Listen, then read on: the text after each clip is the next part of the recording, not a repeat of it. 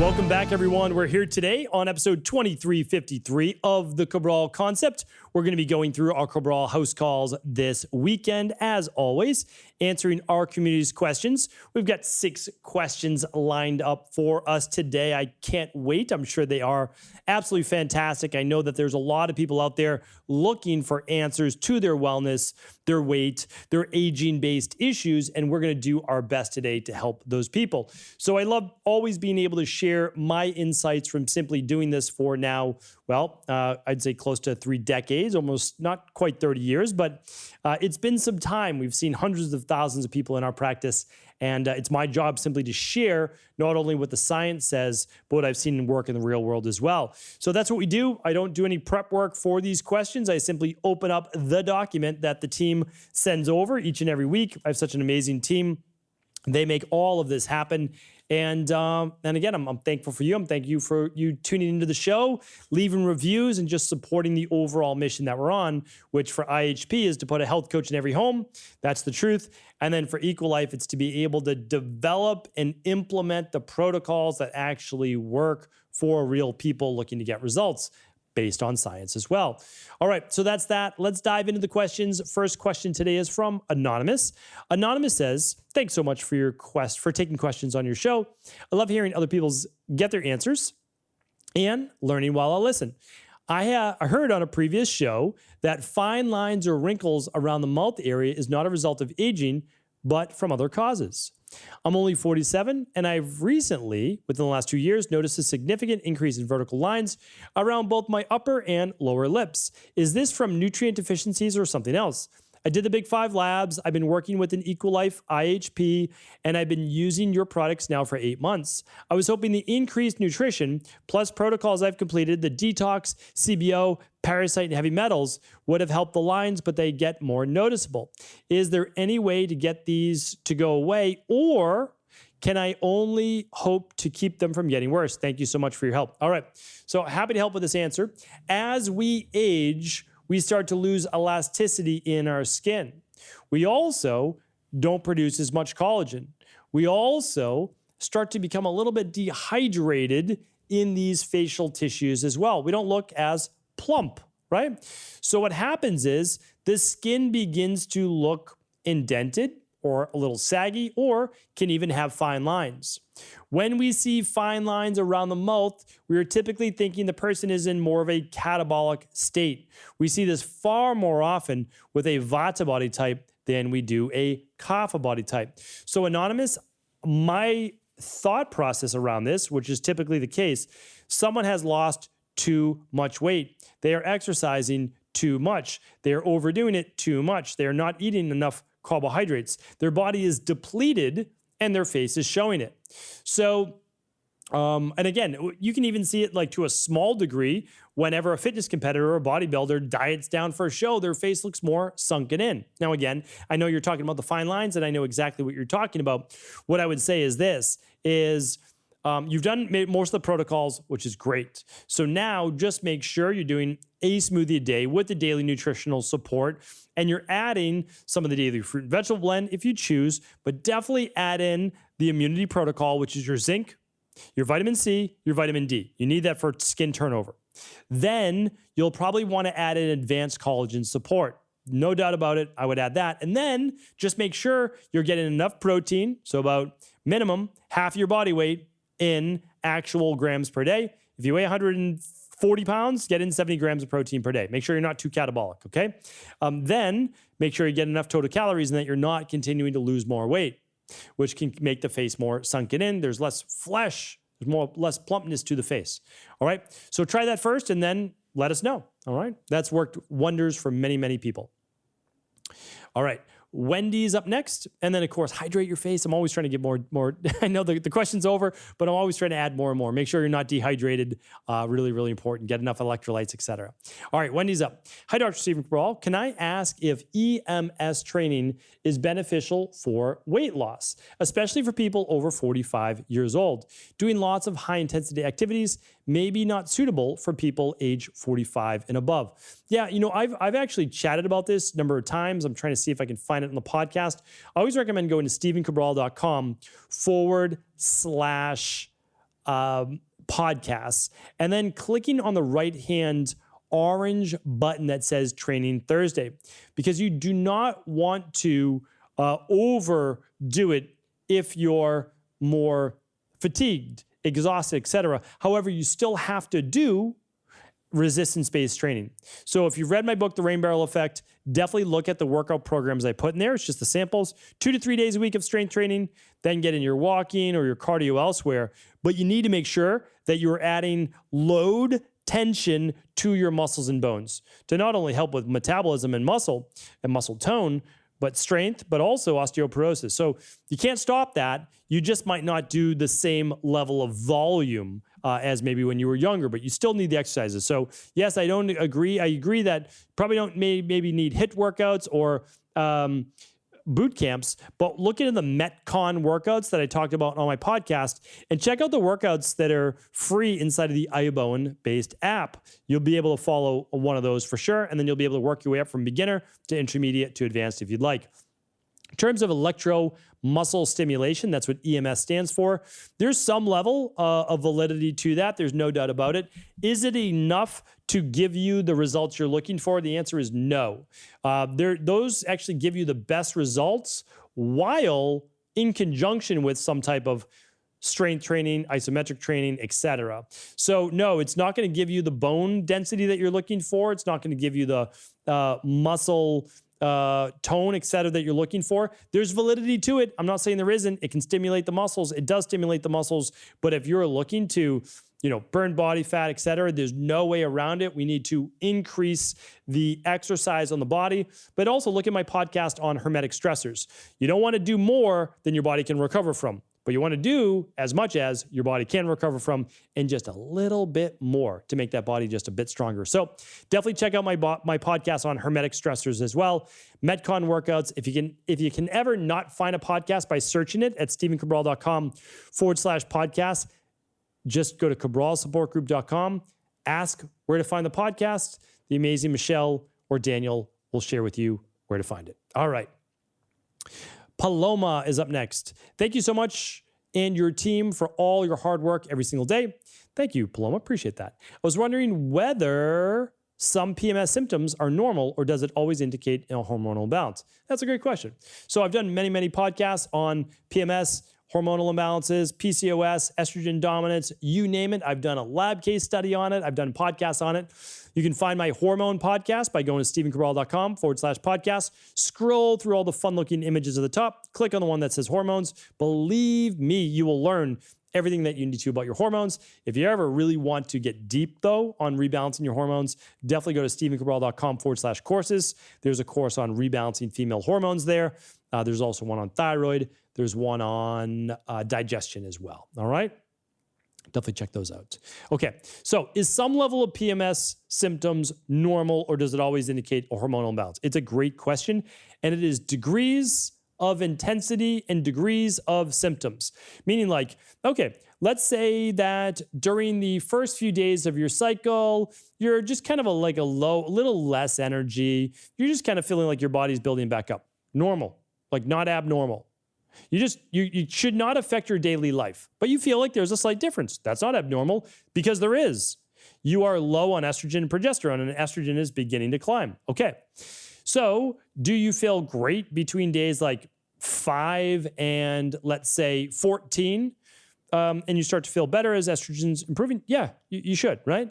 So do you feel something around ovulation? You may, right? But it shouldn't be major. But there's definitely a change happening during ovulation, right? There's definitely a change happening somewhere between days 13 and 16 or so, we'll say. Okay.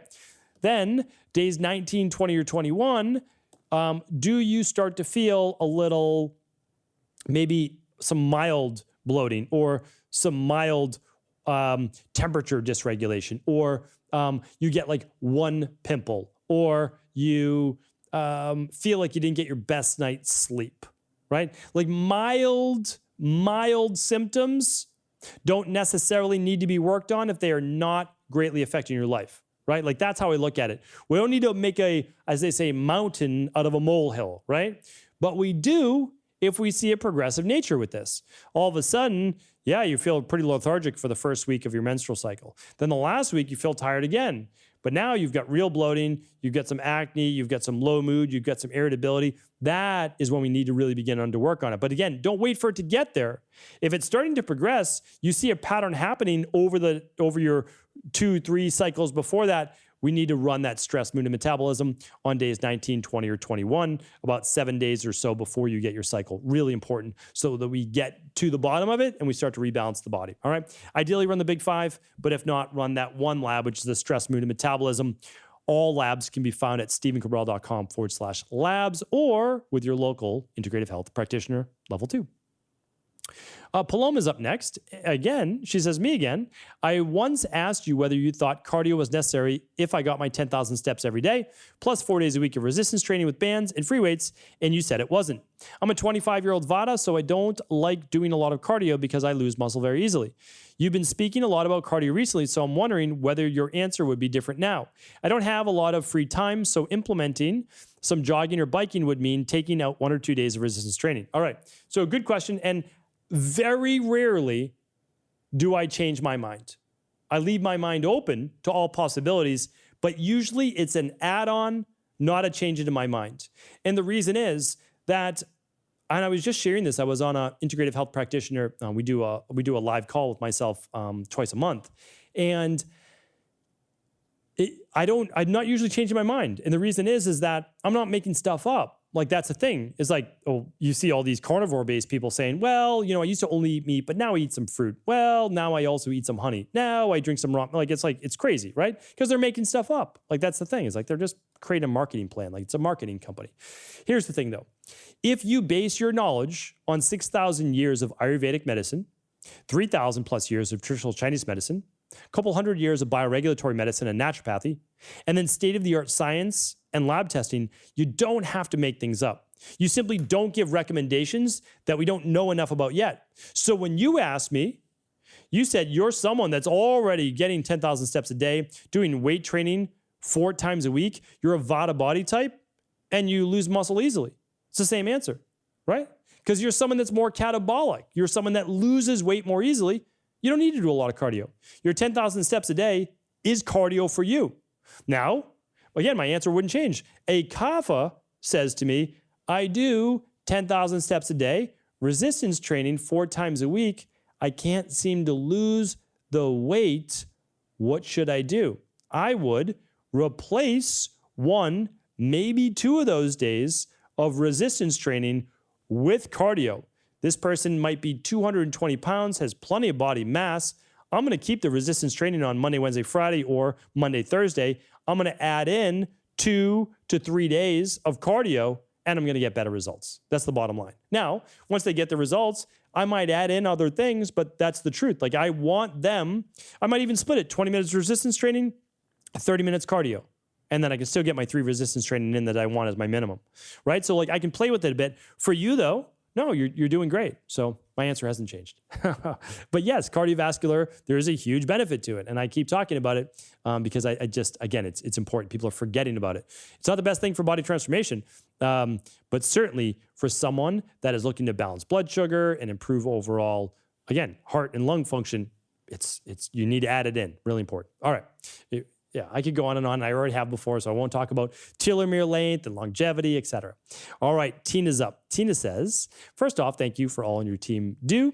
I'm 53 years old. I did the big 5, gut and bacteria test, mold test, 12 weeks into my protocol, working with the IGP level 2.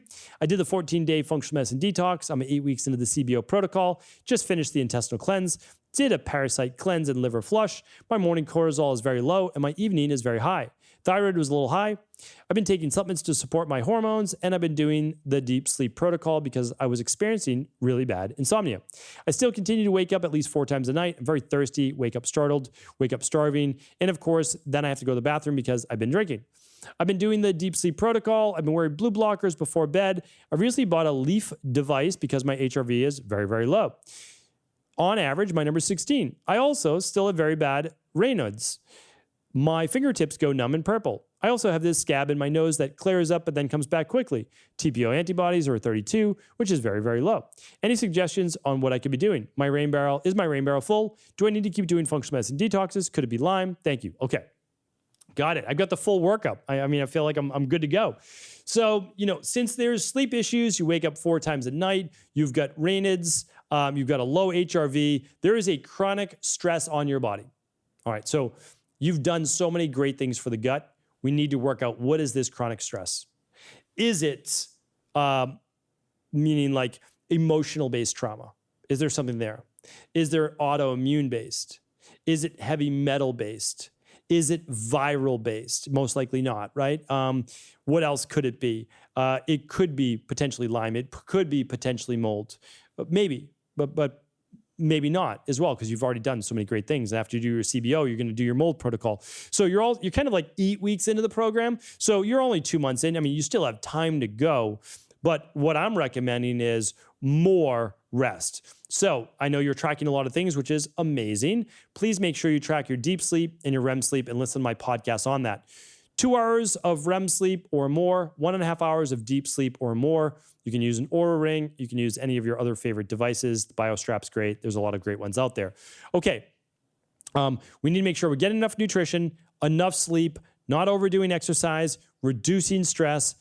If you haven't read my book, The Rain Barrel Effect, we need to empty that rain barrel, but not just through functional medicine detoxes. You know that I believe in nutritional supplements, but it's only one of my 8 parts. I have a feeling you need to do biofeedback, meditation, binaural beats, retraining that autonomic nervous system to calm whatever the stress pattern is that's going on, and that is where you will ultimately find your results.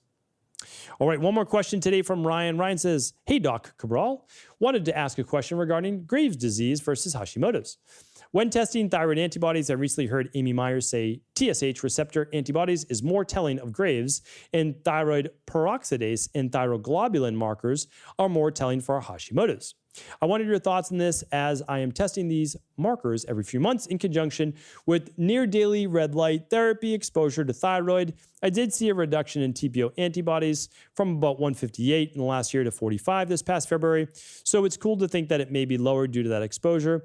I'm a previous Graves patient, but will be looking to get the TSH receptor antibody test next time. Have you seen red light therapy work for these issues? Have you ever noticed any difference in testing those antibody markers for different patients? If TPO is lowering, is that a sign of inflammation as a whole for the thyroid is lowering? Okay, I can answer this for you. Appreciate you writing in. All right, so a couple things first. You've got a lot to break down here.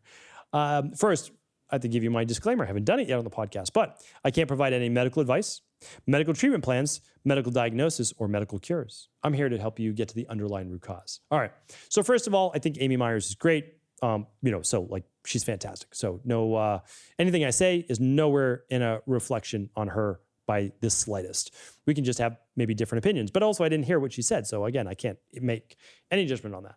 So when I look at thyroglobulin antibodies, especially, I look at thyroglobulin as, yes, inflammation of the thyroid, but I actually look at it more from damage. Like there's actually damage done to the thyroid. Now, the reason why I looked at that is because there's good studies showing that whenever there's been treatment to the thyroid or an autoimmune process that's actually damaging the thyroglobulin antibodies will increase. So that's some good science on that. Now, in terms of TPO antibodies, I look at that as more of an autoimmune process. So I look at one more from damage and one more from autoimmune. And what we mainly test for is the autoimmune part of it. And they're both great to test. There's no doubt about it, okay? So then I look at TSH in general. And when I'm looking at TSH, I'm looking at that in conjunction with TPO, free T4, free T3. That's how we run it on something called the stress mood metabolism test. Again, you can find that test, do it right at home at stephencabral.com/labs. So what can I share with you? Well, so I gave you my opinion on what all those markers mean. Now, can red light therapy help? Potentially. And that's because infrared and red light can both help with the healing process. They can help with detoxification, that's well known, and they can help mitochondria, and they can help with circulation. Do I believe that it's the only thing that helped you lower your thyroid TPO antibodies from 158 to 45 in the past what is that, 6 months or so, or 4 months? I don't believe that it is. I believe you were probably doing a lot of other things to empty your rain barrel. I believe you were probably doing some type of detox maybe. You're probably using thyroid-based products. You're probably doing sauna. Like, you're doing things. I think overall, you're moving in the right direction. And this is what emptying your rain barrel is all about. That's what I write about in the rain barrel effect. It's not one thing. It's never one thing. Red light therapy is not the end all be all. It's great. I use red light therapy. I like red light therapy. I support it. But if someone's listening to this and like, oh, all I need to do to lower my antibodies is red light therapy. No, I think it's one part of an equation that's very good.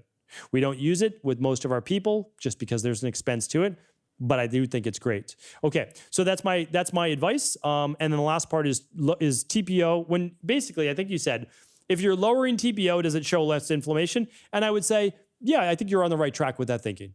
I do. I at least think that the level of toxicity to the thyroid is going down. And so I think that that can be helpful as well. So hopefully that's helpful. Hopefully that shed a little bit light on it. I'm always happy to do follow-ups. Thank you, everyone. I appreciate you. I truly do. I'll be back tomorrow answering 6 more of our community's questions. Take care and enjoy your weekend.